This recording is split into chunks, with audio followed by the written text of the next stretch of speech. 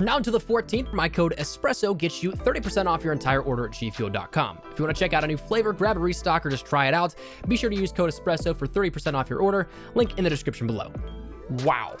We learned a lot of stuff today from Treyarch. They debuted a lot of what is coming with tomorrow's update for PlayStation 4. Apocalypse Z launches tomorrow, July 9th for PlayStation 4 users, a week later for Xbox One and PC. The title update going out for both PlayStation 4 and Xbox One tomorrow around 10 a.m. Pacific Standard Time, and again, probably about 2 days on Thursday to follow for PC. But out of this, we got a ton of stuff. We got a trailer, we got a live stream detailing everything with specifics that you wouldn't be able to pick up on elsewhere. We got a blog post, we got a roadmap. Today, we're going to break down absolutely everything that Treyarch showed us and get you entirely ready for what you need to know coming into tomorrow for PlayStation 4 users, and again a week later for those jumping into Operation Apocalypse Z. If you guys want to stay up to date with all of this, again, we do daily content here on the channel, so if you're in that 63% of users that aren't subscribed, you want to stay up to date with all of this kind of stuff as we go into an absolutely insanely content-jammed week, maybe consider hitting that subscribe button to stay up to date with absolutely everything we put out. The daily content will be here, but again, if you want that added notification, the option's there for you. But that said, we have a ton, so let's just jump right into it. I'll try and keep a handy list of timestamps down there in the pinned comment. Hopefully that'll be up by the time you see this to help you easily navigate through all of this. But let's start out with the trailer at hand to begin with. That's what you're seeing on screen right now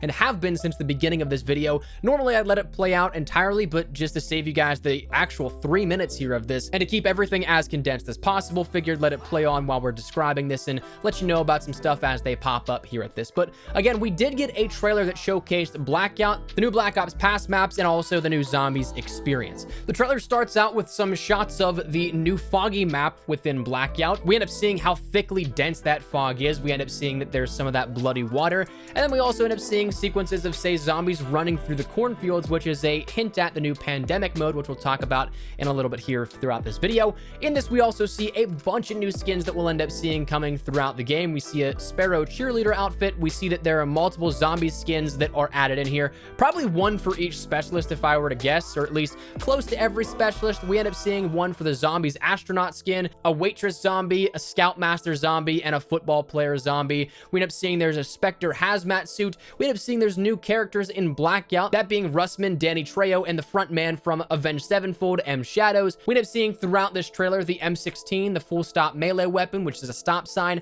the Javelina sniper rifle, the Argus shotgun, the crossbow, which is the Reaver C86, and also not seen but known and seen elsewhere throughout some of the promotional material is that of the backhander melee weapon. That's the zombie arm that we saw data mined a couple of weeks ago at this point. We also saw different variations and variants of the Koshka Mastercraft. There's an ICR Mastercraft, maybe Mark II, but out of this trailer we saw a lot of cool things. Hopefully not all of it, like we've seen previously, is in reserves. Hopefully some of this stuff does come throughout the tiers and stuff that is earnable via actual in-game playtime, but we won't know until that update as of tomorrow. But that was everything that you probably saw within this trailer that was really of worth value and of stuff that maybe caught your attention. But outside of that, we also have a ton of stuff in the way of a new blog post and a roadmap that was posted officially by Treyarch shortly after the actual live stream went down. Now, there's going to be a lot of stuff here in this post that is going to be crossover between a live stream information, which we'll get to in just a second. So to save you guys any crossover that may not be necessary, I'll talk to you guys about the key stuff that we haven't seen elsewhere, either in that trailer or again in that stream, that are worthwhile. Let's start out with the content additions here that were debuted and detailed a little bit further in that blog post. As for weaponry, probably the biggest part you guys are interested in, we saw data mined a couple of weeks back now at this point, the Reaver C86, the backhander melee, the Argus shotgun, the M16, the full stop melee, and the Javelina sniper rifle. Most of these we even saw in the trailer, but we'll only see the first 3 of those at the launch of this operation, that being the Reaver, the backhander, and the Argus shotgun.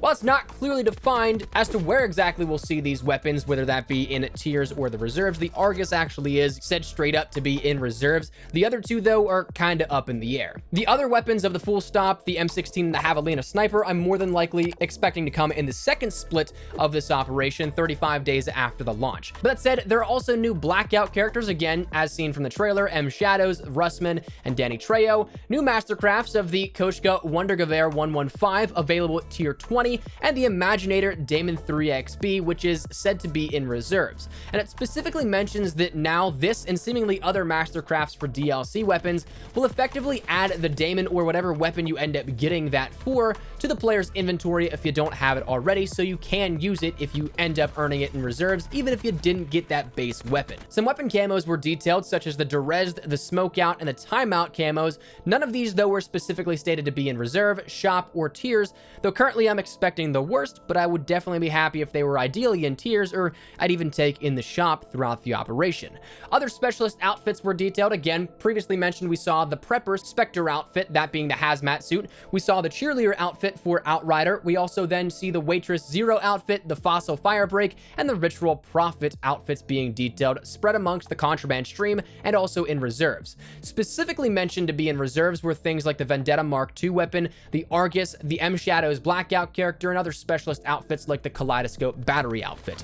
Now, outside of that, though, outside of the content additions, how are we going to see this dispersed? The Black Market and the Contraband stream in particular were detailed a little bit to give us a relative understanding as to what we're jumping into as of tomorrow and the update, but how the tiers will work for this upcoming operation is that currently it's 40 defined tiers, which is oddly specific. 40, we haven't seen that number just yet, as that 1 to 40 being the maxed out. So I'm partially expecting that every 5th tier we end up seeing a reserve case being added in, so that it brings us to a rounded number of 50 tiers like we've seen previously in the first and second split of Operation Spectre Rising. As we stated, we do know that Reaper is tier 1, that reward there. We know the Koshka Mastercraft is going to be tier 20, and then we also are told that we'll get an ultra weapon bribe somewhere in there as an earnable bribe at some point. I'd like to think that we at least get one weapon in there, ideally 2 of both the Backhander and the Reaver C86, because we know the Argus is in reserves right off the bat from the blog post, but nothing is said throughout this entire thing where the Reaver and the Backhander will be either earnable or if they'll just be placed into reserves. Now, outside of that, the only other big thing here with this blog post is that of the roadmap, which gives us an accurate depiction as to what we can see in not only the first split here for Operation Apocalypse Z, but also 35 days later when we round into the second half of the operation as a whole. Now, this details a bit of the contents that we end up getting naturally, like Reaper, the Blackout update, the new Nightfall Alcatraz, and Black Market items.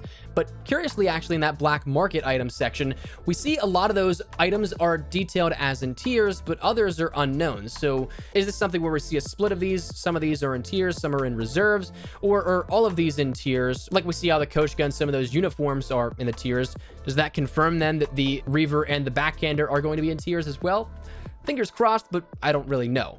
We also end up seeing the Black Ops Pass stuff detailed, but outside of that, we end up seeing the roadmap giving us launch week and in season, as always, intel on MP, Blackout, and Zombies.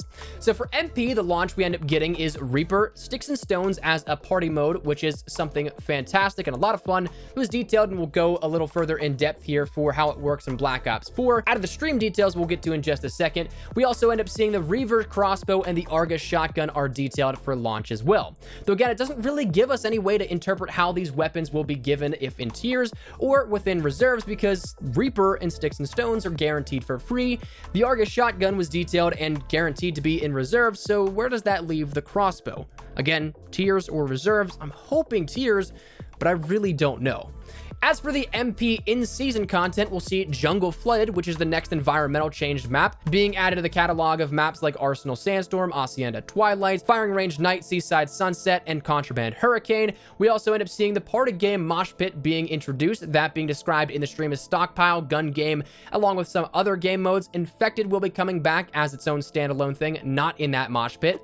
More weapons will be introduced, again, that M16, that Javelina Sniper, and also the Full Stop melee weapon, and additional game modes as well.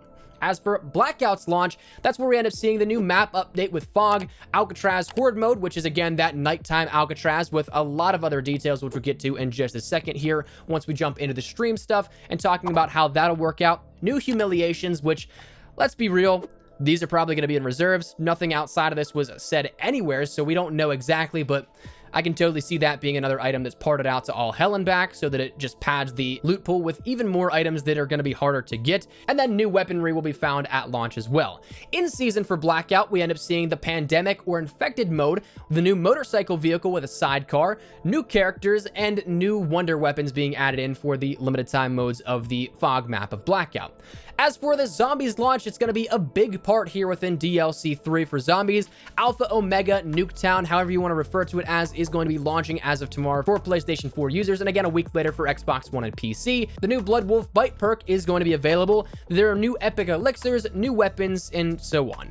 In the season, we're going to see the new Alpha Omega Gauntlet, which is called Duck and Cover, new weapons, and also new Mark II weapon support. Now, outside of this, there probably won't be another roadmap for the second split, but we'll be updated with support and all throughout the entire operation, and following in line a little bit with what this roadmap showcases us, plus probably a few more surprises as we've seen throughout all the other operations. Finally, rounding into the third and final big piece of where we got content out of today, that being the live stream that Treyarch did, giving us a full breakdown of stuff and showing us some gameplay for all the modes that we'll end up seeing. Let's start out with Zombies here because that's the sequential order they took it within the stream itself. We got a lot more details on Alpha Omega and even some gameplay, which hopefully you'll be seeing in the background as of right now, courtesy of that stream. But to set the stage here, Ultimus meets Primus. The two crews end up meeting at the end of Classified, if I'm not mistaken, to which this is then a transfer over from that, and we end up seeing them kind of intermingled. We end up seeing we're back on Nuketown, which is in this game 400% larger than the original map that we saw within Black Ops 2 Zombies, and there's above and below ground aspects to it. The backstory is that it's Broken Arrow's facility for secret and prototype weaponry, and we'll also see as a result some different prototypes and variations on zombies we've seen beforehand. Two of those being Nova 6 zombies, one being a bomber, which will explode with Nova 6 gas, and then one being called the Jolting Jack, which is electric, it teleports, and fires electric bolts at you. Narratively, this is going to be an absolutely insanely in-depth map with over 5,500 lines of audio. For reference, the regular maps usually have about 2,500 tops, but that's also partially due to the two teams meeting and bickering back and forth with each other. But also, there's more than likely going to be a lot of in-depth storyline things here with this, and even in the trailer for Zombies, we see a couple of things coming back. One thing that I'm super excited for is the Galva Knuckles returning within Nuketown, or Alpha Omega here with this one.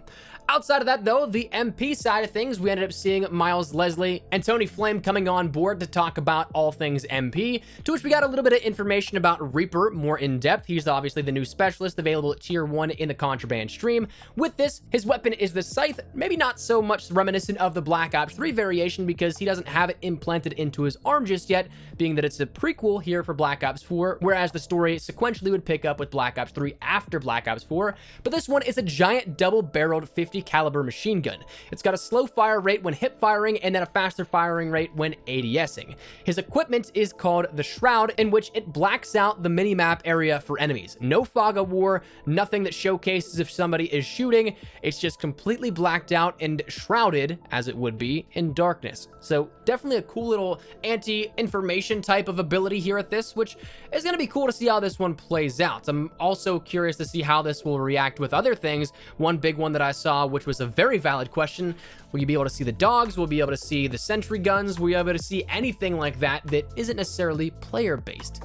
But said, we also end up seeing that we had some information on Sticks and Stones, a little bit of gameplay intermixed in there as well, to which you end up seeing the Reaver C86 is the explosive crossbow you end up getting. That'll be 100 points if you get a kill with that. You have your ballistic knife, which is 100 points per kill on that as well. With the ballistic knife portion of it, you can still melee for regular points. And then you also have the combat axe or hatchet, throwing knife, whatever you want to call it, that will bankrupt players and also grant you 50 players if you land one of those. One interesting and really big change up here for this one is that all players who are in first place will always be seen on that mini-map whenever it does the sweep, because they're denoted in a gold dot, not the standard red. So it'll show you where the leader is if you want to try and go and humiliate them, or bankrupt them rather. And while the radar isn't sweeping, every minute or so that it goes by, that bounty is going to be on your head there. So it'll be an interesting change up to the mechanics and the gameplay that we normally know within Sticks and Stones.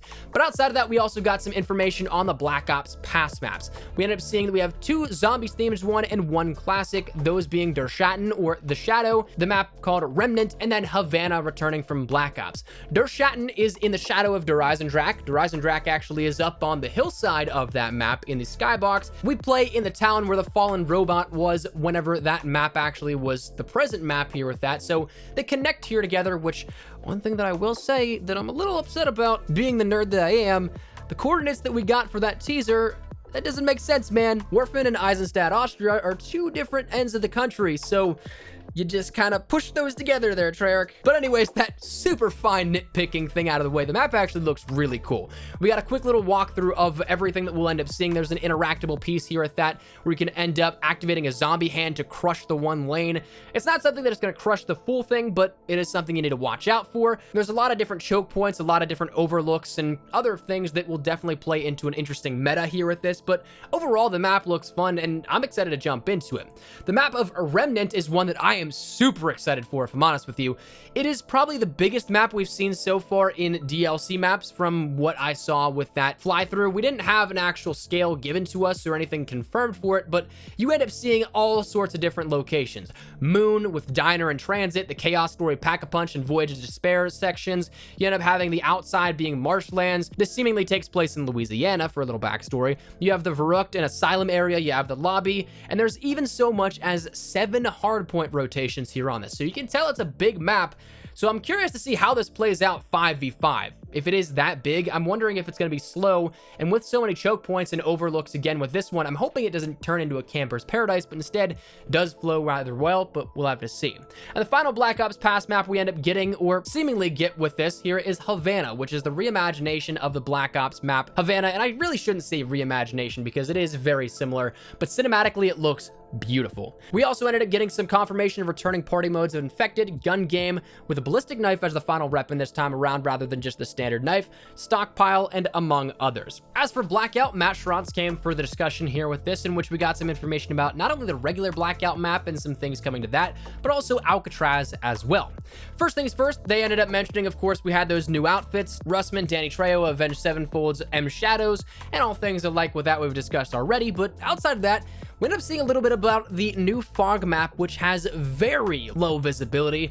The fog, though, is going to be nice because it's going to be its own playlist variation of the map, it seems like. So it's not going to be all put in on the same map. It seems like the regular map is going to be transformed slightly, but not as much as the Haunting Fog special playlist for that. Outside of that, one other thing that's coming to the map tomorrow is going to be a new destructible environment to how the doors will work. Previously, one of the updates as of recently added the ability to shoot the buttons on garages to open those up, but now with the zombies taking over the map and also with regular explosives, regular doors for buildings are going to be able to be destroyed. So if you throw a grenade like a Semtex on the door, it's going to explode and reveal a hole in that cutout where you can just enter in. You don't have to play that pushback of opening and closing the door to try and keep somebody out. It was mentioned that coming soon is going to be that new motorcycle and the sidecar. It's not going to be at launch, so probably in the second split, something coming into that as well. Other weapons like the ray gun and Alistair's Folly are going to be making their way into the map as well. And then also we have what is called Pandemic, which is essentially Infected. It's going to be a little bit different of how Infected would normally play out, but it's going to utilize that very low visibility as a close quarters way to bring Infected to Blackout. So it's going to be really awesome, I think, to see how this all plays out. We don't have a ton of information on this just yet, but I'm very, very curious. And the final thing we'll discuss here is that of simply Alcatraz changes. This is going to be reintroduced here, but it's going to be nightfall, so the map is going to be entirely dark and nighttime, and it's going to be something visibility is, again, cut down drastically. But the biggest part here out of this is going to be adjusted for Alcatraz portals Horde, meaning that there's going to be obviously a redeploys and everything you have normally, but more zombies madness added in on top of that. You're not only going to have more zombies throughout the map, but reworked pathing so that they're not locked to specific areas like new industries, like the cell house, like the tents by Warden's office. They're going to be able to roam the entire island, so it's going to be insane. Also, we're going to end up seeing things like new AI types, like the way to unlock the mystery box is now going to have to be to take out Brutus. As well, Hellhounds are going to be on the map too. So it's going to change the entire dynamic of how Alcatraz works, but that is everything that we got detailed to us today. A absolute metric ton of information for things to be ready for on the PlayStation 4 front as of tomorrow, and a week later for Xbox One and PC. So of course, as always, we'll keep you guys updated with absolutely everything you need to know, everything that changes, everything that is added in, and so on and so forth, and a bunch of content here coming up throughout the week. So let me know your thoughts in the comments down below. Are you guys excited? Maybe not so much for one aspect, something you're really excited for in another area. Whatever it is, feel free to let me know your thoughts in the comments down below. But hopefully you enjoyed the video. If you did, make sure you drop a like down below. Subscribe to the channel if you guys are new. If you guys want to stay up to date with me outside of YouTube, Twitter and Instagram are the best places to do so. So those links are down there in the description below. But hopefully you guys enjoyed the video. Thank you guys all so much for watching. My name is Espresso. I'll see you guys later. Take care and peace.